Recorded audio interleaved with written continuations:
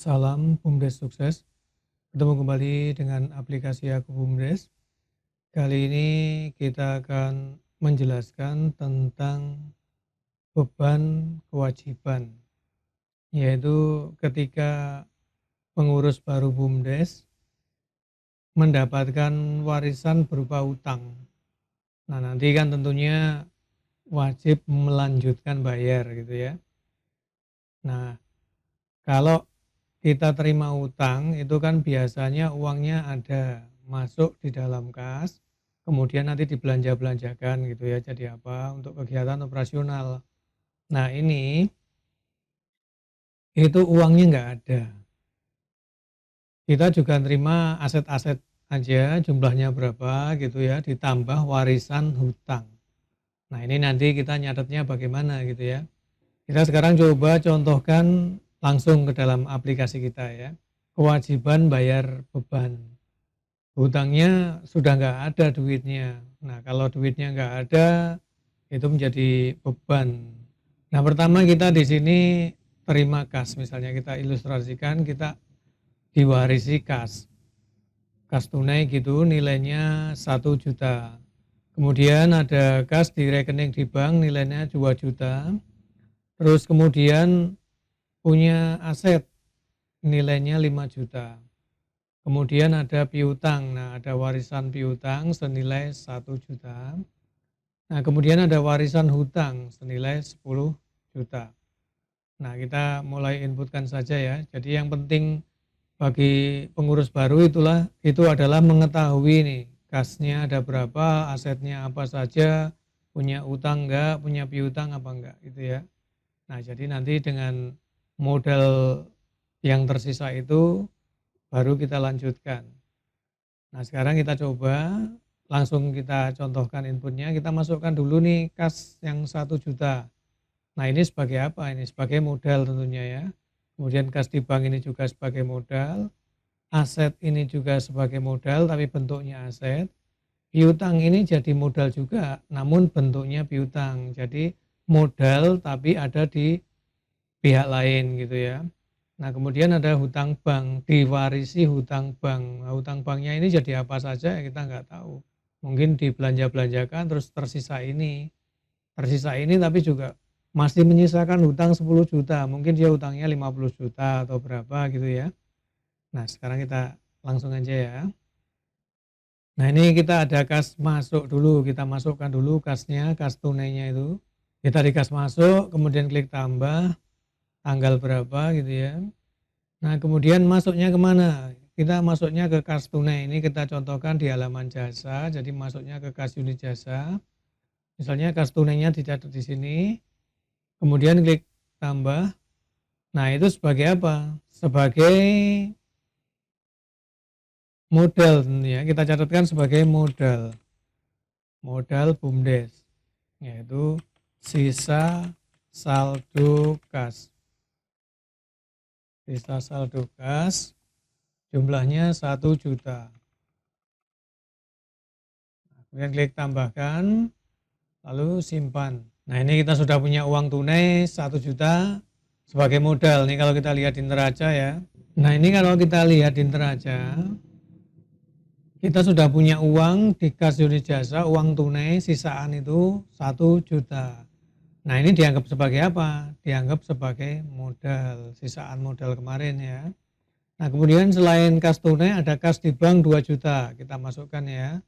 Kas masuk lagi, kemudian klik tambah, tanggal berapa, masuknya kemana? Masuknya di kas di rekening di bank, kemudian klik tambah.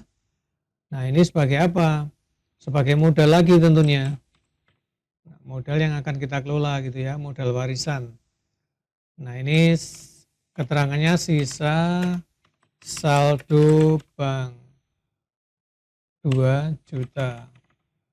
Klik tambahkan, kemudian kita simpan.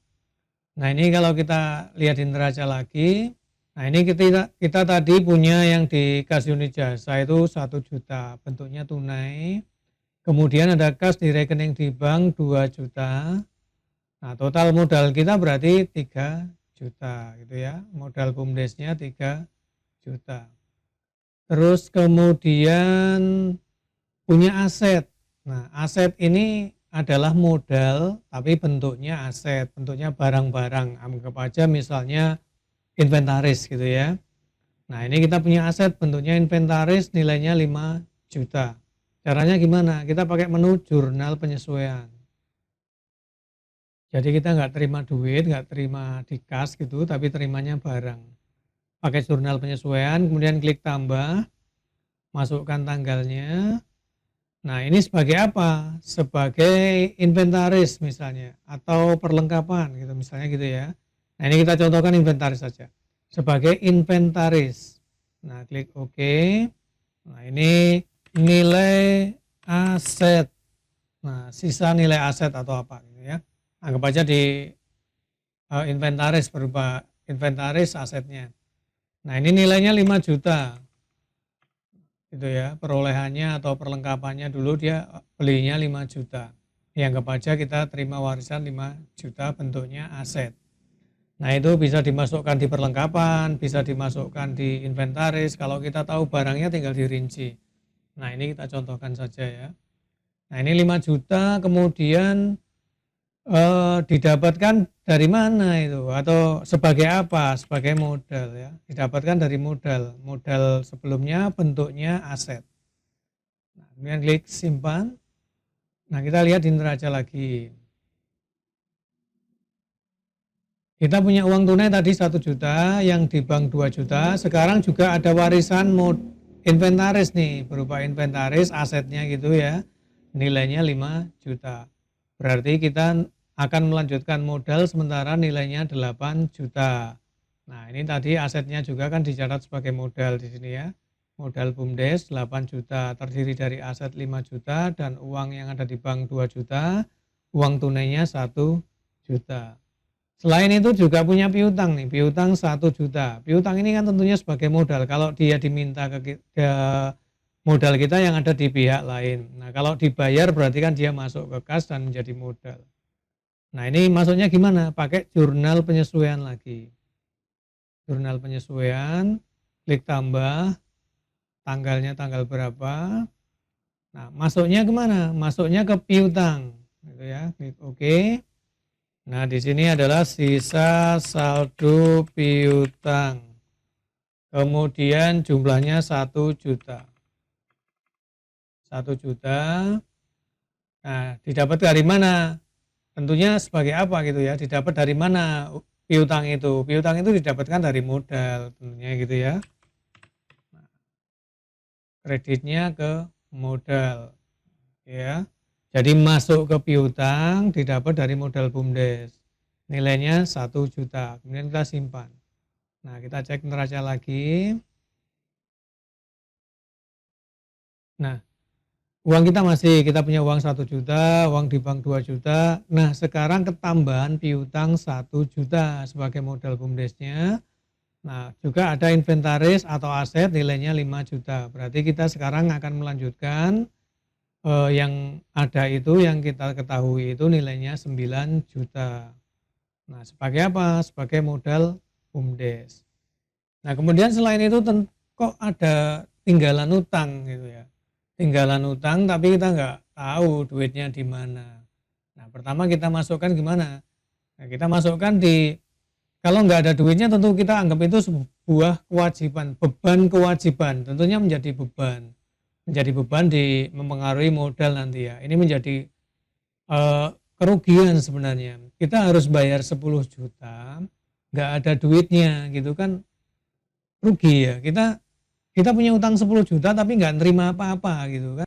Tapi kita harus bayar besok 10 juta, berarti kan minus itu 10 juta. Gitu ya. Jadi kalau terima hutang itu berarti kita nerima duit 10 juta dicatat sebagai hutang. Nah, ini dicatat sebagai hutang tapi kita nggak terima duitnya. Berarti nanti kan kita harus bayar itu. Berarti ini termasuk kerugian. Nah, ini adalah rugi yang ditahan gitu ya. Maksudnya gimana? Pakai jurnal penyesuaian lagi. Nah, klik tambah, tanggalnya berapa yang kita nyatet. Nah, masuknya kemana itu? Masuknya ke laba rugi ditahan kita cari. Kita bikinkan akun kalau nggak ada ya. Ini kita bikin akun laba rugi ditahan kelompok kredit. Nah, ya. Ini kita klik aja laba rugi ditahan. Jadi kita masukkan ke kerugian yang ditahan gitu ya. Kerugian yang ditahan itu kerugian tapi belum dicatat rugi. Nah, gitu ya. Karena bukan kita yang merugi, tapi BUMDes sebelumnya yang merugi. Jadi BUMDes sebelumnya itu harus mengakui ada kerugiannya, tapi itu bukan karena beban kita, beban BUMDes yang kemarin kita lanjutkan gitu ya. Nah, ini adalah sisa saldo pinjaman atau sisa saldo hutang, misalnya hutang bank. Nah, sisa saldo hutang. Sisa saldo hutang jumlahnya 10 juta. Nah, kemudian cari dari mana? Nah, itu dari hutang ya. Kita cari hutang bank. Nah, gini ya. Karena kita punya utang bank dari catat gitu, kemudian kita simpan. Nah, kita lihat di neracanya.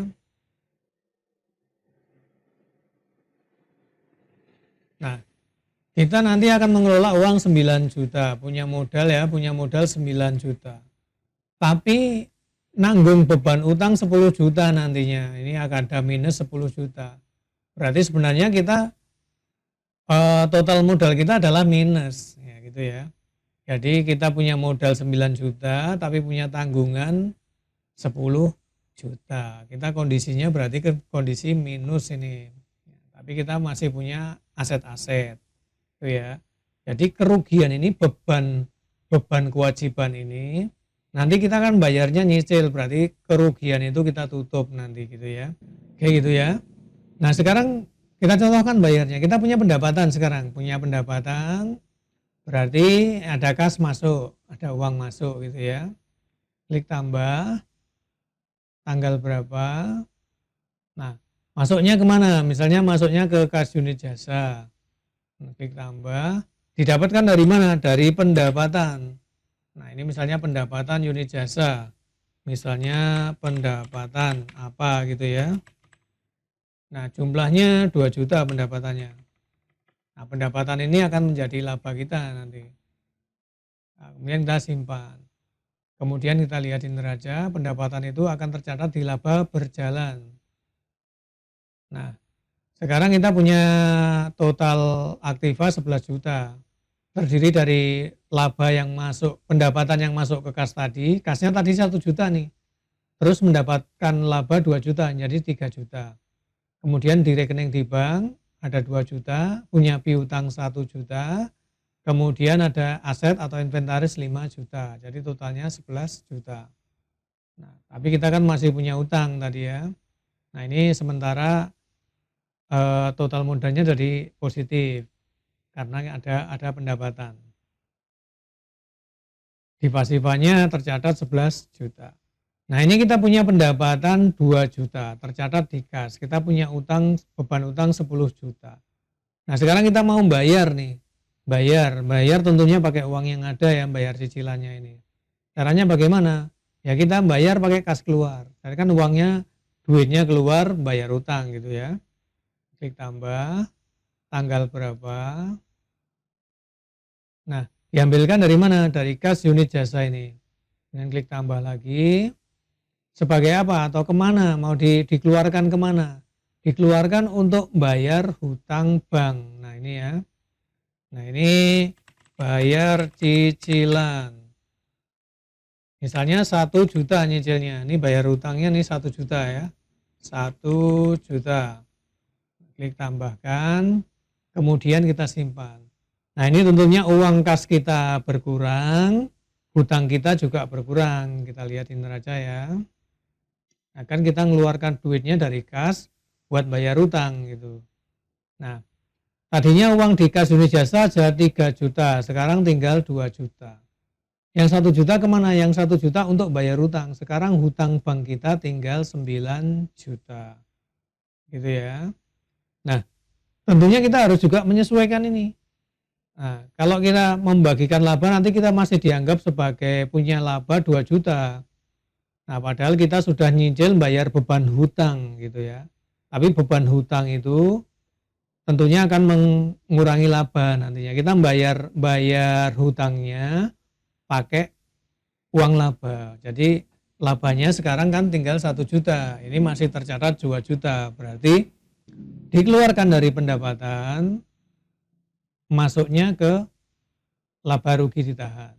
Jadi ke jurnal penyesuaian untuk menyesuaikan lagi ya. Klik tambah, tanggal berapa, masuknya kemana itu? Masuknya ke pendapatan. Nah, jadi masuk ke pendapatan, utangnya itu masuk ke pendapatan unit jasa, utangnya ya. Cicilan beban hutang. Jumlahnya 1 juta.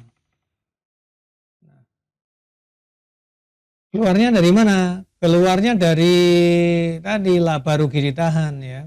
Dikeluarkan dari laba rugi ditahan, masuk ke pendapatan kita gitu ya. Kemudian kita simpan. Oke, sekarang kita lihat neraca.